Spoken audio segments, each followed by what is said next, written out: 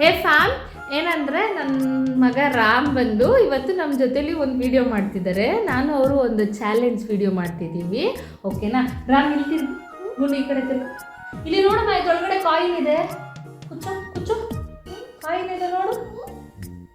ನೀಚೋ ನೀಚೋ, ಹುಡ್ಕು, ಹಂಗೆ ಹುಡ್ಕು, ಕಾಯಿನ್ ಇದೆಯಾ ಅಂತ. ನೀಟ್ ಇನ್ನು ಸ್ವಲ್ಪ ಬೊಗ್ಗು, ಇನ್ನು ಸ್ವಲ್ಪ ಬೊಗ್ಗು. रुको जरा सबर करो. This is the end. Oh no. Oh no. Oh no, no, no, no, no.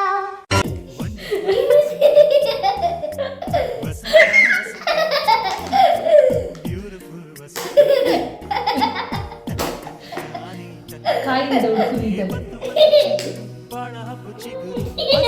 ಹುಡ್ಕು ನೀಟಾಗಿ, ಕಾಯಿನ್ ಇದೆ.